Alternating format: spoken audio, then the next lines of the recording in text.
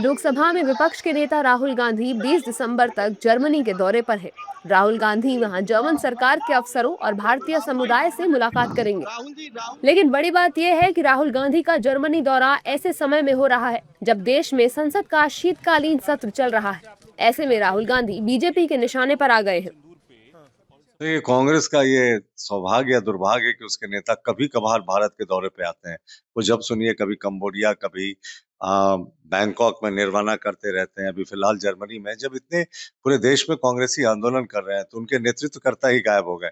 जिस दिन बिहार का चुनाव का परिणाम आना था उस दिन भी राहुल बाबा विदेश में थे। तो राहुल गांधी जो है वो नॉन रेजिडेंट इंडियन की भूमिका में ज्यादा आ गए हैं, प्रतिपक्ष के नेता की भूमिका इनकी कम है। अब ये राहुल गांधी जी और तेजस्वी जी का जो है अपना अपना अलग स्वभाव है कि जब सदन चलता है तो ये विदेश जाते हैं, तो ये सब इनका अपना स्वभाव है। ये स्वाभाविक है। माननीय राहुल गांधी जी राजनीतिक पर्यटक हैं और इनकी संगति का असर इनके पॉलिटिकल ड्राइवर SIR पर तेजस्वी यादव तो उन पर भी गहरा असर पड़ गया है। बिहार के चुनाव ने गहरा जख्म दे दिया, तो विदेश चले गए। लेकिन व्हिप इन पर लागू नहीं होगा, चूंकि गांधी परिवार के लोग हैं, प्रिविलेज्ड पर्सन है। तो प्रिविलेज्ड पर्सन रहिएगा तो कॉमन पीपुल नहीं बनिएगा, तब कॉमन मास का समस्या भी आपको समझ में नहीं आएगा। जबकि कांग्रेस नेता राहुल गांधी की यात्रा पर पीएम मोदी के विदेश दौरे की याद दिला रहे हैं और कह रहे हैं कि जब सदन चलने के दौरान पीएम विदेश जा सकते हैं तो नेता प्रतिपक्ष क्यों नहीं।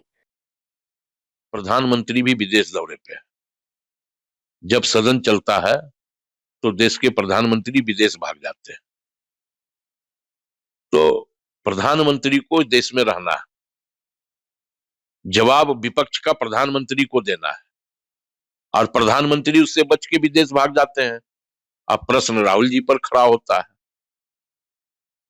तो हमें लगता है कि आप लाख प्रयास कर लो, विपक्ष की आवाज नहीं दब सकती। विपक्ष तो प्रश्न करता रहेगा। आपको बताएं तो पिछले 6 महीनों में राहुल गांधी का ये 5वां विदेशी दौरा है। इससे पहले जुलाई से लेकर सितंबर के बीच वो लंदन, मलेशिया, ब्राजील और कोलंबिया की यात्रा पर गए थे।